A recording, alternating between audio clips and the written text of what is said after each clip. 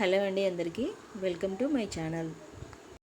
అవిసె గింజలతో కారపొడి ఎలా తయారు చేయాలో ఇప్పుడు ఒకసారి చూద్దాం. ఇప్పుడు ఒక ప్యాన్ తీసుకొని హీట్ అయ్యాక ఒక కప్పు అవిసె గింజల్ని తీసుకోవాలి.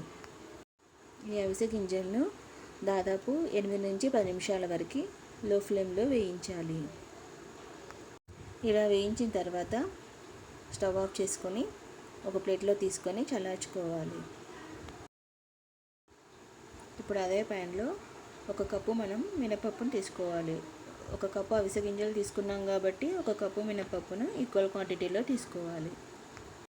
ఈ మినపప్పుని బ్రౌన్ కలర్ వచ్చే వరకు లో ఆర్ మీడియం ఫ్లేమ్లో మనం వేయించుకొని ఒక ప్లేట్లో తీసుకొని చల్లార్చుకోవాలి.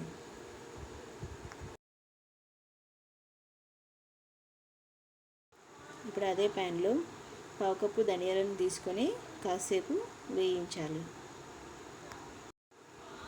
ఇప్పుడు దీంట్లోనే ఒక పావు టీ స్పూన్ జీలకర్ర, 8 నుంచి 10 మిరియాలు, పావు టీ స్పూన్ మెంతులను కూడా తీసుకోవాలి. ఈ మూడింటిని కలిపి లో ఫ్లేమ్లో అన్నీ లైట్ బ్రౌన్ కలర్ వచ్చే వరకు వేయించుకొని ఒక ప్లేట్లో తీసుకొని చల్లార్చుకోవాలి. ఇప్పుడు అదే ప్యాన్లో ఒక 2 కప్పుల కరివేపాకును తీసుకోవాలి. కొంచెం నూనె వేసి లో ఫ్లేమ్లో వేయించాలి. కరివేపాకు మొత్తం క్రిస్పీ అయ్యేంత వరకు వేయించేసి స్టవ్ ఆఫ్ చేసేసుకొని ఒక ప్లేట్లో తీసుకొని చల్లార్చుకోవాలి. తర్వాత అదే బౌల్లో ఒక టేబుల్ స్పూన్ ఆయిల్ వేసుకొని అది బాగా హీట్ అయ్యాక అందులో 8 నుంచి 10 ఎండుమిరపకాయలు, 10 నుంచి 15 వెల్లుల్లి రెబ్బలు వేసి